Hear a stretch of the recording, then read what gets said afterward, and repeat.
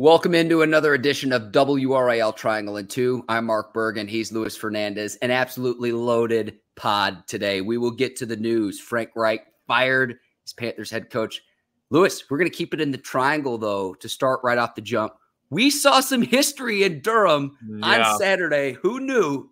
Who knew? Mike Elko's final game coaching the Duke Blue Devils. You were down on the sidelines at the game. What I want to ask you right from the jump, was there any sentiment that he was leaving Saturday because you were actually covering this game? So here's the thing, Mark. Like, this had been a topic that had been broached several times over the past few weeks. Mm-hmm. Essentially, anytime a somewhat big-time program had a job open, the question was, oh, will they look at Mike Elko? Because of what he's done at Duke over the past 2 years. Like, it's been very impressive to go, what was it, 9-4 last year, and then 7-5 in the regular season this year after – you know, they had only won one ACC game in the 2 years before he got there. Mm-hmm. And they just beating Pitt was their 9th win.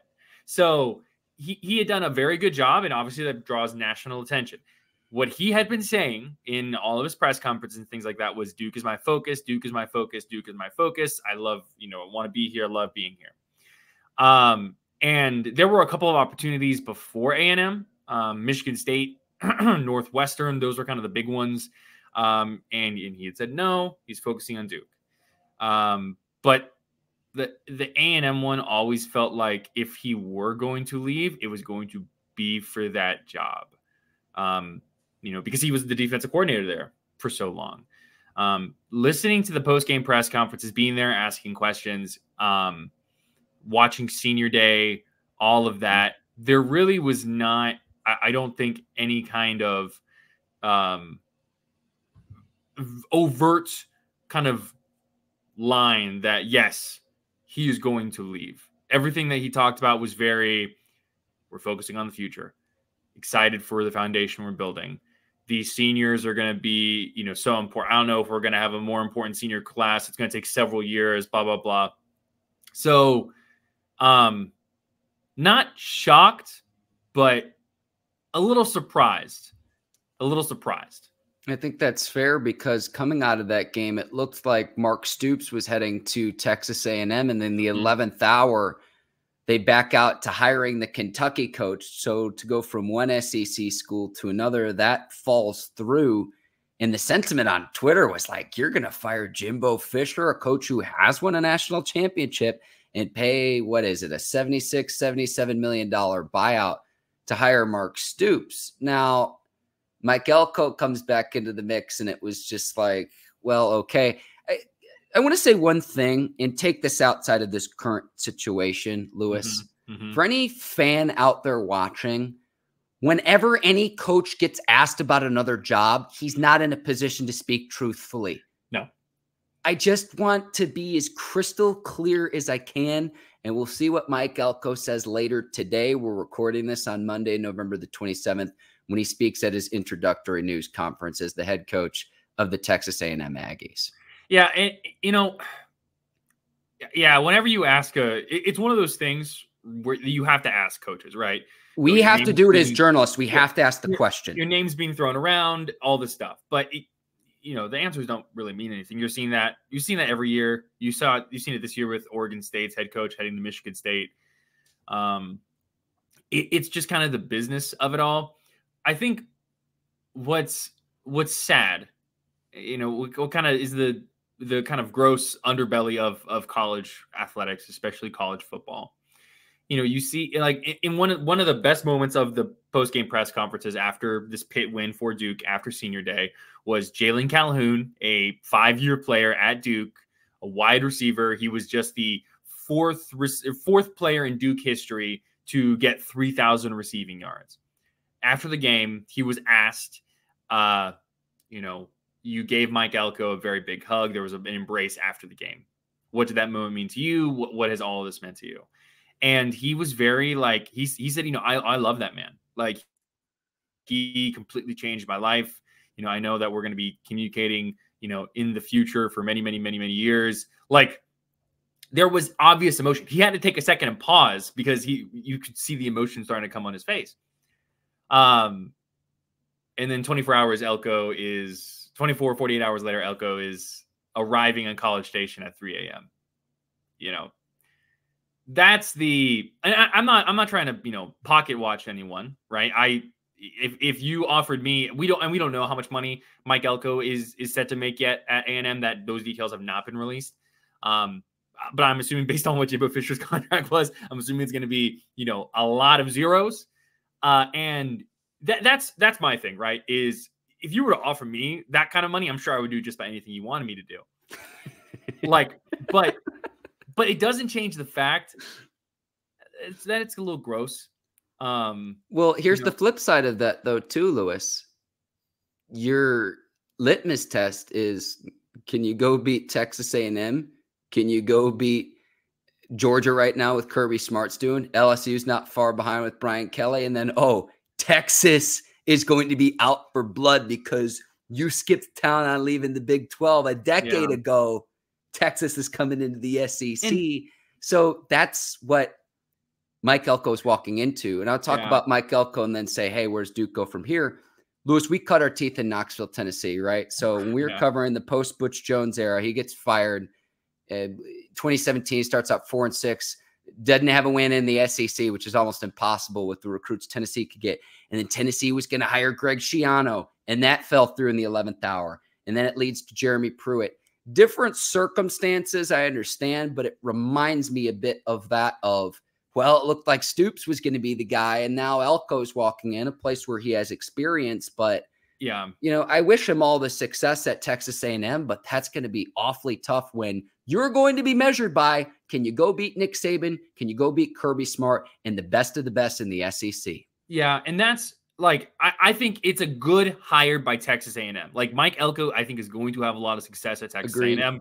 I think that's very clear. The job that he's done at Duke, he's like a CEO type coach where he's the perfect college coach in that he understands the image. He understands how to build from the ground up, how to make everything, kind of sing together, how to harmonize everything. That's what he did at Duke. And, from the strength and conditioning all the way up to the actual results on the field, what was happening at Duke is very impressive. So I think he's going to have a lot of success. It's a bit of a bummer when you go from the emotion of a senior day to this. And that's what it's always going to be. And that's why, also, side note, if you ever complain about players leaving, Exhibit A as to why players should be allowed to transfer and make money and all that stuff. Yeah. But it's sad. And I guess the question becomes what is next for Duke football? Yeah. Who could they even go out and get? And right now it's I was trying to put a list together in advance of the show. The coaching carousel, which is one of my favorite things.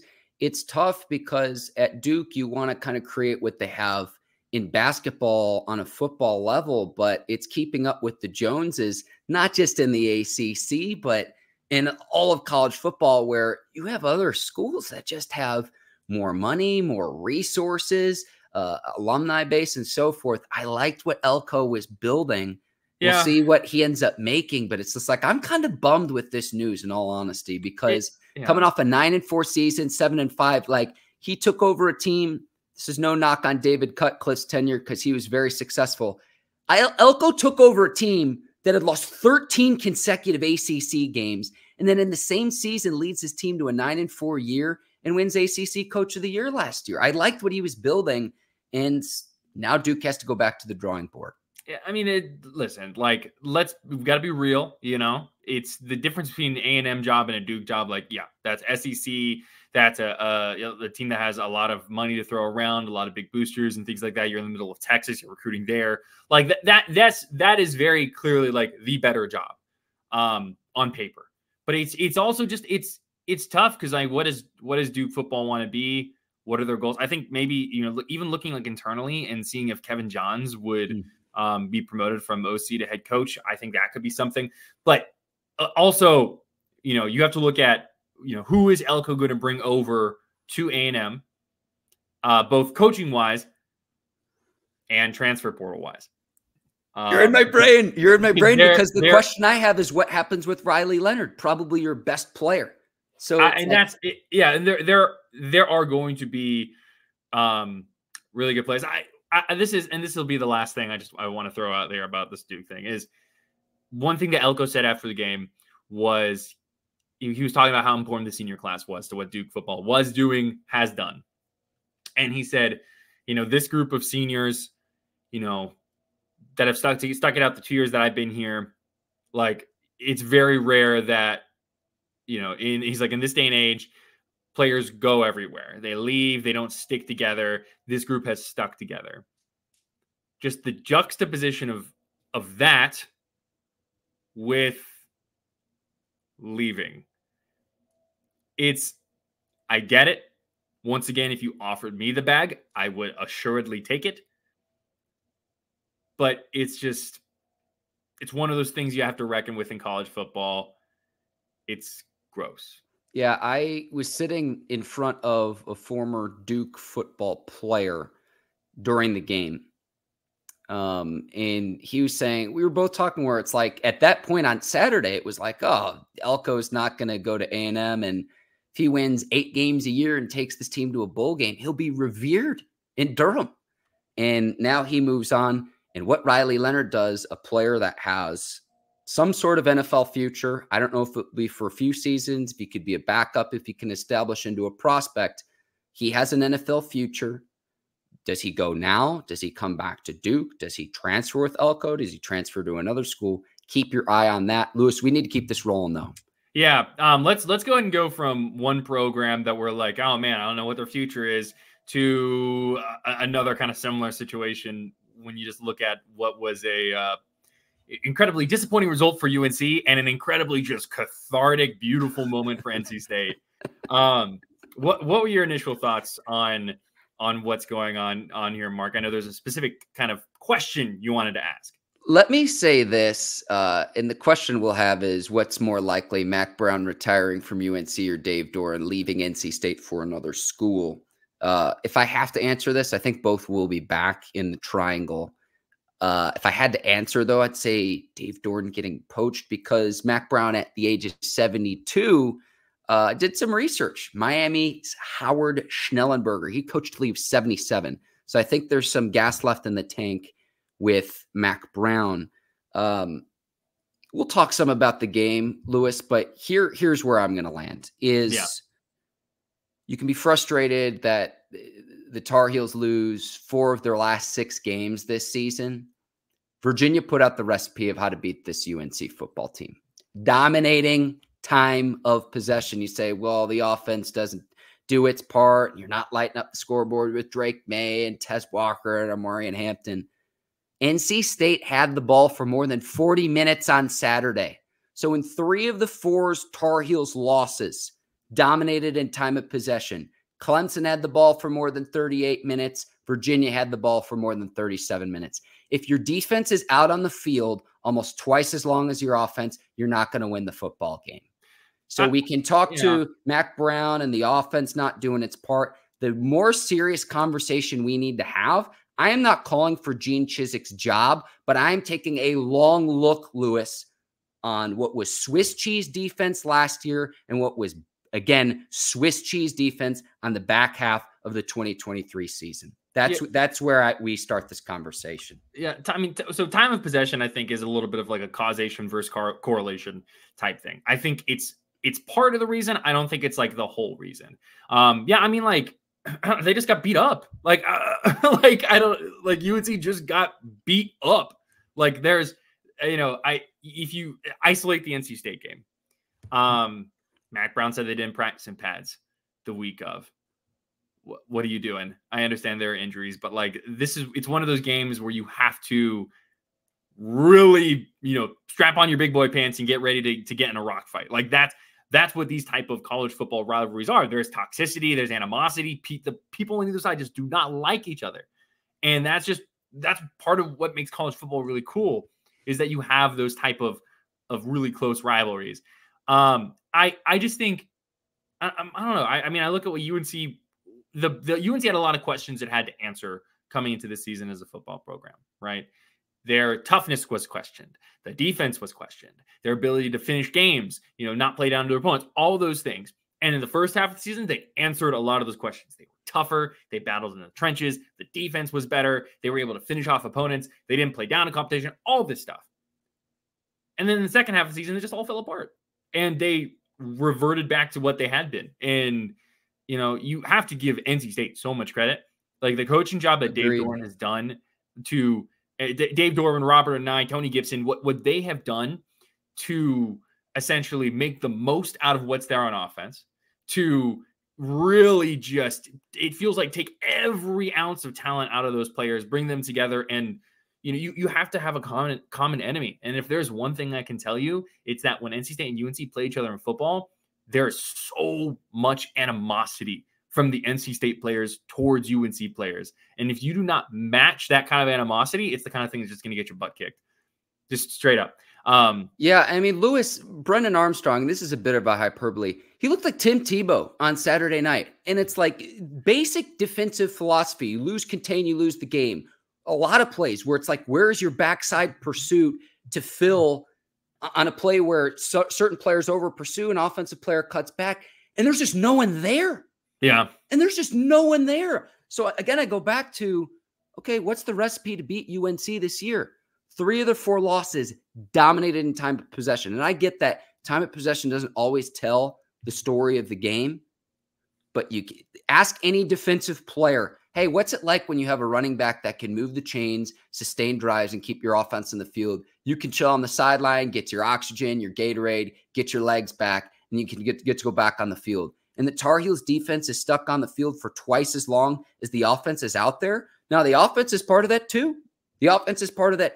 But that, to me, Virginia put the recipe out there for the rest of the country to say, hey, if you're going to beat this high-flying Tar Heels team that can put up points and light up the scoreboard, here's how you go about doing it. And look, 39-20 final score. That wasn't even close. No. It was an absolute butt-kicking, Lewis. It was not reflective of an absolute domination by NC State. Give NC State credit. Now, we're looking at this on the screen, the question on the screen. What say you, Luis Fernandez? Mack Brown retiring, Dave Doeren leaving. Which is more likely?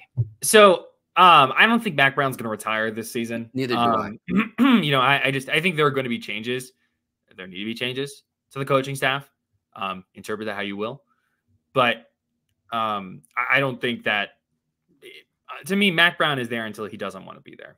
That's just, I think, the situation. And Dave Doeren, he has found like this really beautiful kind of niche in college football, where I think he's at a program that the goal is to elevate it to the point where it gets to the ACC championship game, right?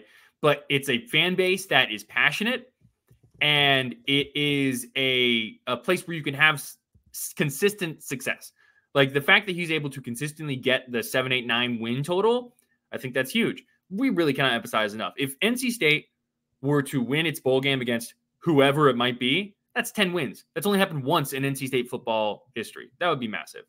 A legitimate 10 wins too. And look, yeah, I don't mean to stir the pot, but they don't do the Holiday Bowl 10 wins anymore. I will say that. Okay. But so I think the only, if they were to say, if there would be a situation where Florida State, like let's say, beats up on Louisville in the ACC championship game, Louisville drops below NC State in the college football playoff ranking, Florida State goes to the playoffs, and then NC State's the #1 non-playoff team outside of that. And so NC State goes to the Orange Bowl. And then if they were to win the Orange Bowl, then you may have people starting to look at Dave Doeren from that perspective. He's said before he's had opportunities. People have been interested in him.